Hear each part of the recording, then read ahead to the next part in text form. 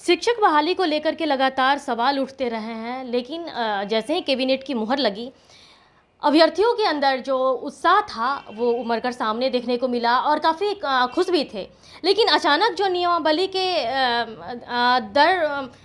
Page bye page उन्होंने जब देखना शुरू किया, पढ़ना शुरू किया, तो आक्रोश यूँ कहें तो पहले से कहीं और ज़्यादा हो गया। तो इस जो शिक्षक अभ्यर्थी की का जो मामला था, उसको लेकर के लगातार पालीगंज विधायक सदन में भी हमेशा आवाज़ बुलंद करते रहे हैं, सड़कों पर भी उन लोगों के साथ खड़े रहे हैं। तो हम इन्हीं से जानते हैं कि आखिर अब पेच कहाँ फँस रहा है, जो अभ्यर्थी इतने गुस्से में है और फिर से एक बार सड़क पर आ गए हैं? देखिए, सारे अभ्यर्थी सड़क पे नहीं हैं एक तो, और लंबे समय से लोगों की मांग थी कि शिक्षक बहाली जो है उसकी प्रक्रिया में बदलाव किया जाए। और जो नई नियमावली आई है उसमें कई सारे बदलाव हुए हैं, महत्वपूर्ण बदलाव हुए हैं। जो सबसे एक लॉन्ग पेंडिंग डिमांड था शिक्षकों का कि उनको राज्यकर्मी का दर्जा दिया जाए, और ये सबसे महत्वपूर्ण डिमांड था, इसको सरकार ने माना है। उनका जो वेतनमान होगा वो सम्मानजनक होगा, उनकी ट्रांसफ़र की सुविधाएं इसमें रहेंगी, और डोमिसाइल लागू होगा, कंप्लीट डोमिसाइल लागू हो रहा है। तो ये पॉजिटिव चीज़ें इसमें है। अब जो नई बात है जिसमें सबसे ज़्यादा हंगामा हो रहा है वो है कि एग्ज़ाम लिया जा रहा है, बीपीएससी एक एग्ज़ाम लेगी।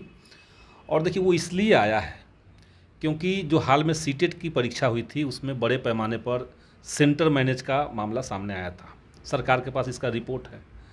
इसके अलावा अलग अलग टाइम पे जो भी स्टेट या सीटेट या बीटेट की बहालियाँ हुई है, परीक्षाएं हुई है, उसमें गड़बड़ी हुई है।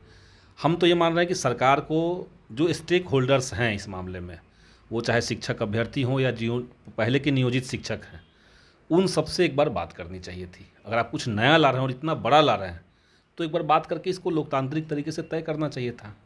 अचानक से इसको लाया गया, और जो शिक्षक अभ्यर्थी पिछले 4 सालों से इस बात के इंतज़ार में है कि नियमावली आएगी तो उनकी नियुक्ति हो जाएगी, उनको एक झटका लगा है। अब उनके सामने कई तरह के सवाल आ गए हैं, और इस नियमावली में वो स्पष्ट भी नहीं हो पा रहा है। जैसे अगर सरकार 2.25 लाख शिक्षकों की बहाली करना चाहती है, तो क्या उसी पद पर पहले के जो शिक्षक हैं और जो नए शिक्षक अभ्यर्थी हैं, इन सबको उसी पद पर फाइट करना पड़ेगा? एक ये सवाल है। लोगों को लग रहा है कि जैसे बीपीएससी एग्ज़ाम लेती है प्रशासनिक सेवाओं के लिए, तो क्या उस लेवल के सवाल पूछे जाएंगे, उस लेवल की परीक्षा होगी? ये भी लोगों में संदेह है। तो कई तरह के डाउट हैं।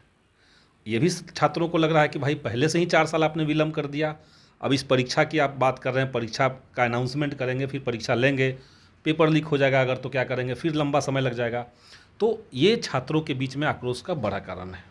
जैसे आपने बताया कि 4 साल गैपिंग, स्टूडेंट्स जो जो अभ्यर्थी हैं, वो भी यही इसी चीज़ को लेकर के उग्र हो रहे हैं कि आपको जब परीक्षा ही लेना था, तो आप 4 साल हम लोग का बर्बाद क्यों किए? अब वो 4 साल में हम लोग कुछ और तैयारी करते और बेहतर तैयारी करते।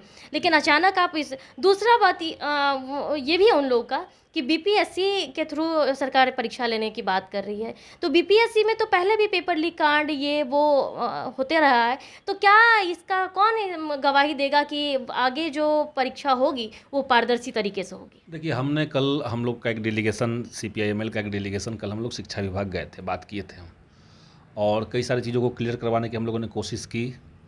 तो जैसे बीपीएससी, वैसे तो आप देखिए कि देश में हर राज्य में ऐसे हुआ है, ऐसा नहीं कि सिर्फ बिहार की बात है।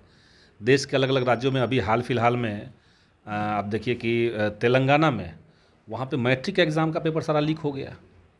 तो पेपर लीक तो होते ही रहे, लेकिन बीपीएससी तब भी बिहार के भीतर सबसे विश्वसनीय एक आयोग है। तो सबसे विश्वसनीय आयोग को इसलिए दिया गया है ताकि वो ठीक तरीके से इसको करवा पाए। सरकार का कहना है कि उसने बीपीएससी से बात कर ली है, और पैटर्न इस तरह का रखा जाएगा, इसकी पूरी तैयारी इस तरह से होगी कि पेपर लीक ना हो। हम तो यही चाहेंगे कि पेपर लीक ना हो, तो इसकी गारंटी तो खैर कोई नहीं दे सकता है। लेकिन लंबे समय से एक बात आम जनता के बीच में भी है कि